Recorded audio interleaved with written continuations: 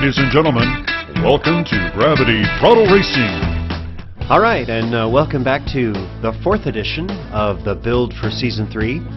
You can see the progress. There's more that's coming into the hobby room now.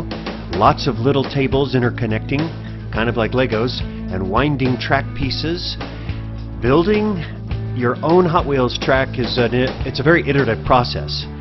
In fact, this starting gate that I had finished on the table and had all set up, I have since gone and tweaked it very slightly. By the way, if I sound a little hoarse, it's because I actually got COVID this week. I'm doing okay though, so don't worry about me. The cars will be jumping over the Chavano River further upstream, hint hint.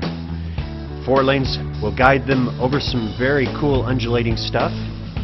And that polyvinyl wall sheeting and poster board and silicone glue sealant to make it all smooth, it's beginning to work out pretty well. I'm pretty excited. I'll show you some video later.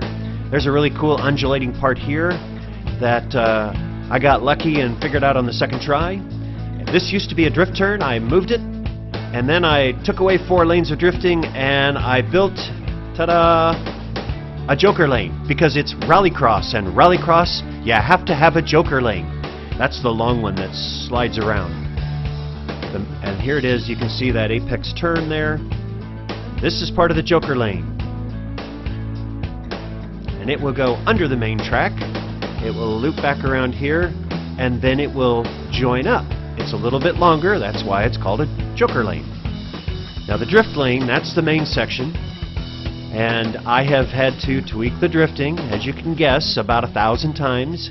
Yes, it gets a little mundane, but I have figured out, and I think I've optimized for 2 lanes, a pretty cool kind of rounded drift turn. I'm pretty excited about it, and I'm going to guarantee you that I'll have to work on it about a gazillion more times. And then it will join back with the joker lane, and all 4 cars will be sharing 1 lane with no dividers. So that's the plan right now. I want to, it sounds all glorious, but I'm going to show you some imperfections. Look how many times I've had to re-drill and move stuff. I mean, you'd think I'd be the worst carpenter in the world, and this is really what it's like. Hey, I got it! And then, nope, I don't. If you go under the tables, and I'm having to do this a lot, it's like an old man's jungle gym. And under here, if I can get the camera in position, I'll show you. Just in building the drift turn, I've had to temporarily tack and drill 1, 2, 3, 4, 5. See the holes? Hundreds of times where I've had to drill and then modify. So these poor boards are getting abused. The other thing I'll share with you is these tables. You think, oh, they look great, right? They're all at the right height. No, they're not.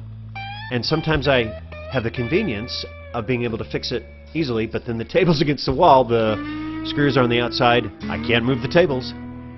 I have to use shims. But I can show you the racing. Well, at real speed they look a little silly, but hey, you gotta like that drifting. Let's look at it at race speed. 4 lanes of starting. The light turns green and off they go. And you see the 2 cars took the joker lane. But Captain Yosamura and Hans and Franz, they drifted.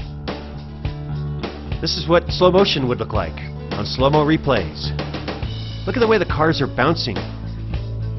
Just like real rally cars. You know, it's not a smooth ride. They're always bouncing around, having to make turns. And then, of course, they're drifting a lot too. And so this is what makes it very satisfying. Thank you, Captain Yosamura. Thank you, Hans and Franz. And then this would be like close-ups on the instant replays.